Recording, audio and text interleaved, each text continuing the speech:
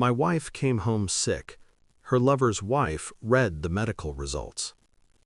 She came home early. That alone was wrong. The door clicked shut with the careful precision of someone trying not to wake guilt.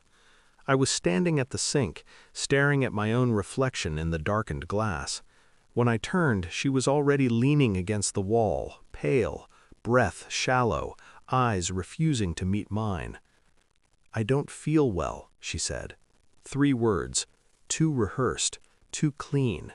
She pressed a folded paper against her chest like a secret she couldn't let go of.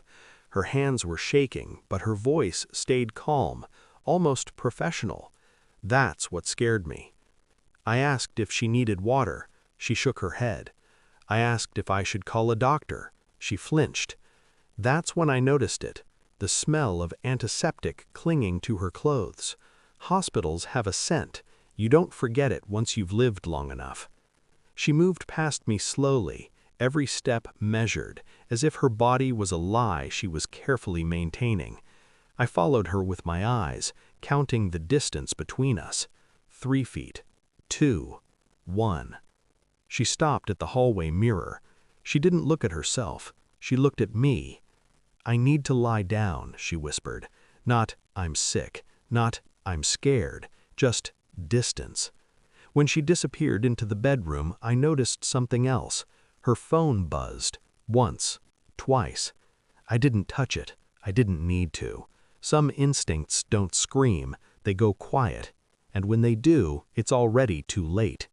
She slept for hours, or pretended to. I sat on the edge of the couch, replaying the last 6 months in reverse, rewinding moments I had ignored because they were inconvenient. The late meetings, the sudden concern for privacy, the way she'd shower the moment she came home, as if washing off something she couldn't name. I told myself it was stress. I told myself that love was trust. Lies sound better when you repeat them. That night, she didn't touch me, not accidentally, not deliberately. There was a gap between us in bed wide enough to bury a marriage. I could feel her breathing change when I turned toward her. Fear has a rhythm. In the morning, she said she had blood work scheduled. I asked why. She hesitated. "Just routine," she said. Routine doesn't require lies. She left with that folded paper still clutched in her hand. I waited exactly 12 minutes after the door closed before moving. That's how long it takes for panic to settle into certainty. Her laptop was still open on the desk. I didn't snoop, I observed. A calendar reminder blinked quietly in the corner. Follow-up, results. No clinic name, no doctor, just results. My chest tightened, not with jealousy, but with recognition. I'd seen that kind of secrecy before, years ago, in someone else's life, someone who had trusted the wrong person. I didn't accuse, I didn't ask, I watched. And when you watch long enough, people reveal themselves without realizing it. I became careful. That's the word for it. Careful not to change my tone, careful not to ask questions that arrived too early, careful not to let rage leak into my posture. I cooked dinner. I laughed at the right moments. I played the role she expected, because nothing disarms a liar faster than normalcy. I started with phone records, not hers, mine. Shared plans have loopholes. Patterns show themselves if you stop looking for names and start looking for gaps. Repeated calls to an unlisted number, always mid-afternoon, always brief, always followed by silence. I didn't trace the number, not yet. Instead, I followed the calendar. The day of her appointment, I took time off work without telling her, parked across the street from the clinic she had sworn she wasn't visiting, watched her walk in alone, watched her leave with red eyes and clenched fists. She didn't go home. She drove to a quiet neighborhood on the edge of the city, a place where people believe privacy is permanent. I didn't follow her all the way. I didn't need to. The name came to me later that night, uninvited. A man she had mentioned once, casually, too casually. A colleague, married. I didn't confront him. I didn't confront her. Instead, I did something colder. I found his wife, not online, in person. I introduced myself as someone who needed clarity more than comfort. She listened. That's what surprised me. She didn't cry. She didn't scream. She asked one question. Do you have proof? I told her the truth. Not yet. She nodded. Neither do I, she said, but I think we're about to. The results arrived 3 days later, not to me, to her. But truth has a way of leaking when people try too hard to contain it.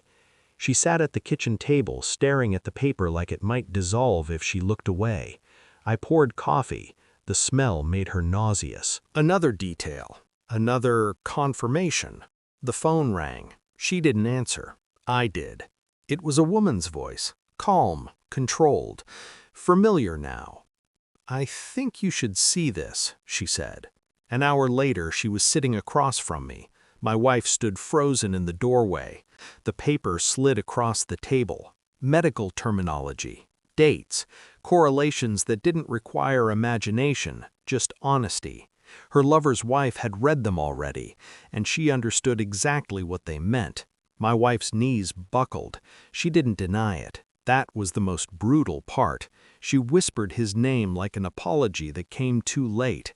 Her body folded inward, finally collapsing under the weight of a double life that had run out of space. I didn't raise my voice. I didn't move. I let the silence do what it does best: break people. I stood. That was enough to make her flinch. I didn't threaten. I didn't demand. I thanked the other woman for her courage, for her restraint, for not pretending ignorance was mercy. Then I turned to my wife. You said you were sick, I said. She nodded, tears finally spilling. You were, I continued, just not in the way you meant. I told her I had already spoken to a lawyer, that I had copies of everything, that her choices were no longer hers alone. Her lover's wife stood too. We're done, she said, to both of them, and she walked out. My wife reached for me. I stepped back. That space between us returned, wider, permanent. I didn't destroy her life. I simply stopped protecting it. The house is quiet now, too quiet for regrets. She's gone, not dramatically, not explosively, just erased from the future I was already rewriting in my head. I don't hate her. Hate requires heat. What I feel is colder than that. Clarity. I learned something important through all of this. Truth doesn't need rage. It only needs patience. I sleep well now, not because I'm healed, but because I'm finished pretending. Some people think revenge is about pain. They're wrong. It's about release. And when I finally let go of her, I didn't lose anything. I reclaimed myself.